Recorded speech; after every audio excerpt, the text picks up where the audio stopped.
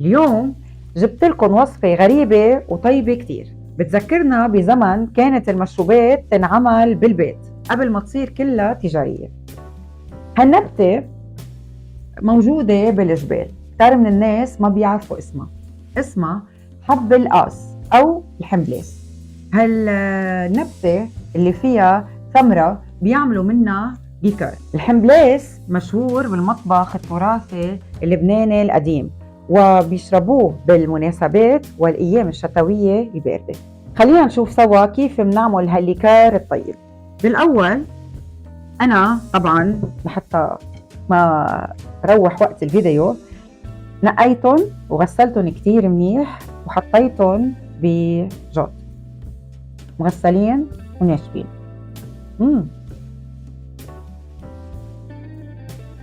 عنا مرتبين، المرتبين بده يكون معقم ونظيف.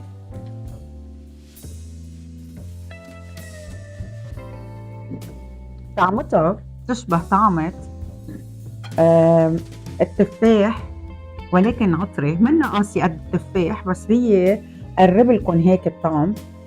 او كمان اللي بيعرف تمرة الخرمة، هيدي التراوة بين الخرمة والتفاح، هيك بتحسوا الطعم تبعه. خبروني انتو اذا بتعرفوها، شو بتقولوا لها ببلدكم، هيك لفرجيكم اياها عن قريب، حبة عن قريب. شو بتقولوا لها ببلدكم اذا بتعرفوها؟ خبروني، موجودة بالبلاد العربية ولا لا؟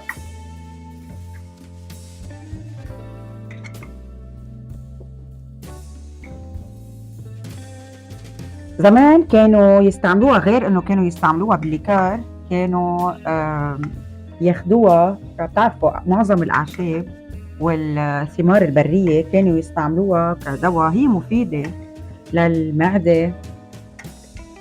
كانوا يستعملوها كمان بنوع من انواع الفطيرة او الحلويات، كانوا يحطوها تضيف نكهة وطعم طيب. طلعوا على القد. طيب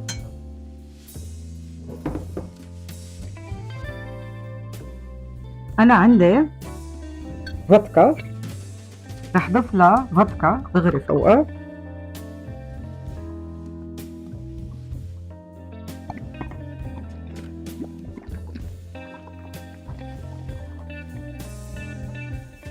يبدو بدها قنينة ثانية بعد.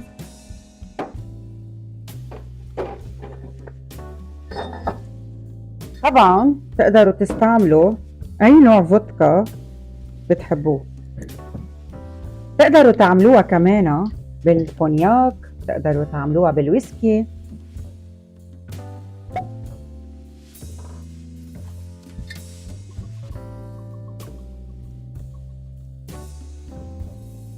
بنعبيها لفوق، نغمرهم كلهم، تدللي نغمرهم كلهم، وبنتركها منقوعة من أسبوع لأسبوعين. كل ما بنتركها أكثر كل ما أحسن، ولكن أسبوعين كافي لحتى تاخد الفودكا كل النكهات اللي موجودة بالحمبليس. نسيت أعمل شغلة، هلأ في كذا طريقة. أنا حبيت ضيف لها، لا ما تسكري هلا،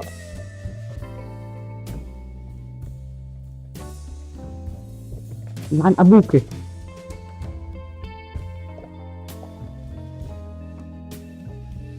أنا حبيت ضيف لها من عندي هالمرة أشياء جديدة. رح ضيف لها برتقال مجفف أو قشور برتقال، شو ما بتحبوا أنتو، بس هيك كرمال نعطيها لون حلو وزيادة نكهة. عندي كمان مستكة، حبوب المستكة مين بيعرفها؟ رح ضيف كم حبة، تقدروا تحطوا قرفة، ينسون، هيل، النكهات العطرية اللي انتم بتحبوها. هلا انا ما بدي زيد كتير تما ضيع لها نكهتها الاساسية.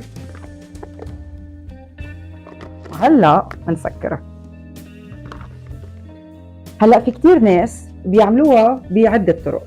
في ناس بتحط حب القيس او الحمبليس بالمرتبين، بيحطوا طبقة فوق طبقة سكر، طبقة حمبليس، طبقة سكر، بيتركوها 3 ايام لحتى تتخمر، وبيرجعوا بيضيفوا الفودكا فوقها، وبيرجعوا بيتركوها اسبوعين قبل ما يصفوها ويحطوها بأنانة. انا رح اعمل طريقة، رح اتبع الطريقة الثانية. هلا انا طبعا ما اتركهم اسبوعين، محضرة قبل مرطبين صغير، وكان صار له اسبوعين اخذ النكهات كلها. رح هيدا على جنب.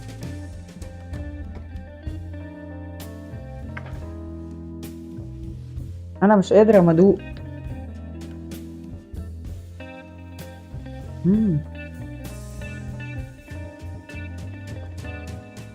روعه. انا بقول خلص اكلهم هيك، بس بدي كمل. عندي عقله، عندي عقله، عندنا تصوير. انا عندي هون مقلايه صغيره، رح اضيف لها كبايه سكر، كبايه مي،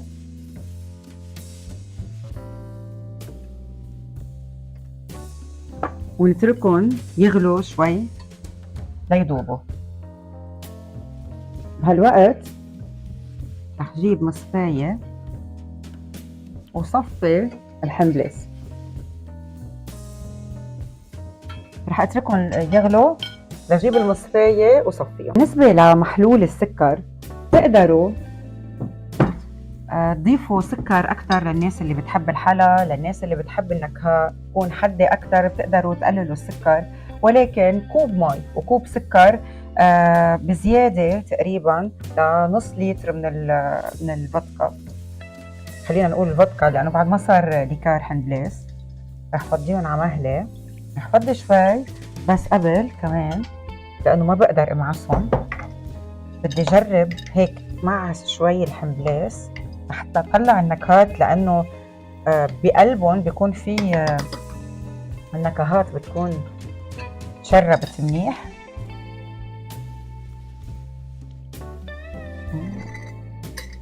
يا ريت في خبركم، يا ريت بقدر اوصلكم الريحه.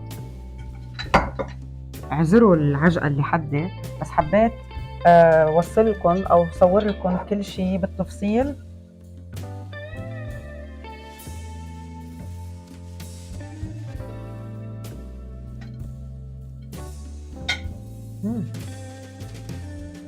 انا شايفه انه رح يخلصوا قبل ما رح اكلهم قبل ما يصيروا ليكار.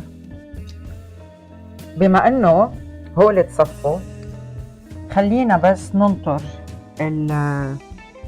بدي انطر القطر او محلول السكر لحتى يبرد قبل ما نضيفه للفودكا. ضروري المحلول السكري يكون برد قبل ما نضيفه للفودكا.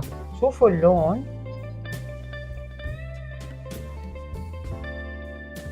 اللون ذهبي، والريحة يا عفو الله، يا عفو الله. خليهم يبردوا وارجع لكم. من بعد ما بردوا، خليني بعد هاي رح ضيفها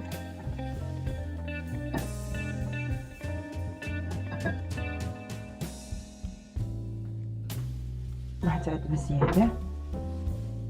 هلا اللي ما بحب يطلع هيك اثر للحمبليس بيقدر يصفيهم بقماشة. أنا رح حركهم لينخلطوا السكر تمام. بتجيبوا أي قنينة بتحبوها. أنا بخلي عندي بعض القنانة بيكونوا مميزين، فبحب أحط فيهم الليكار لما أعمل شيء. قبل شوي من اختراعاتي والجنون تبعي، هيدي طبعا مغسلة اللي هي الورق تبعها،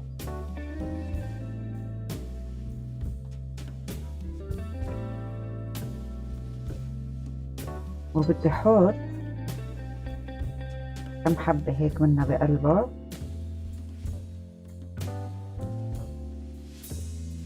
نقي الحبات الحلوين، هول كم حبة بزيادة.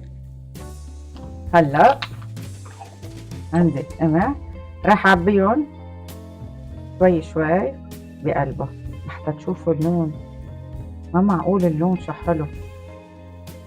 مثل ما قلت لكم تقدروا تتحكموا بالحلا قد ما بدكم.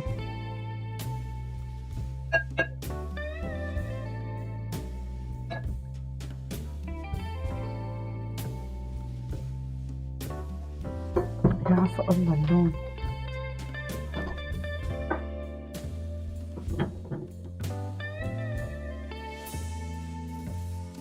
شوفوا لي هالمنظر.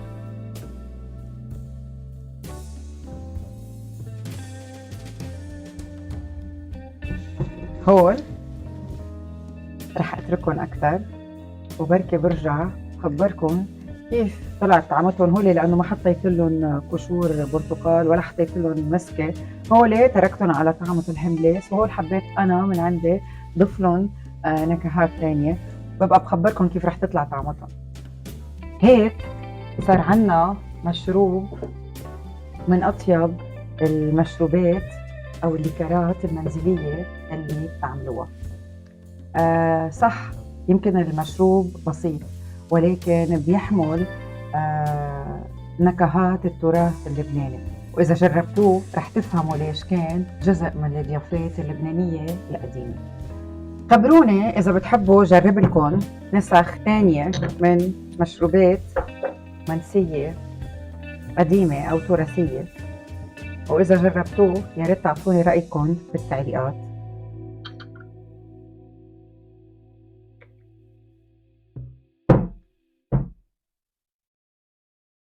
شوفوا لي هاللون. ما تنسى إنه صحتك مش لعبة. اشرب بمسؤولية على طول. تشيرز.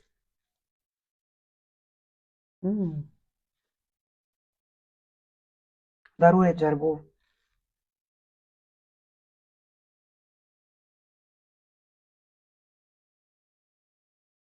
مم.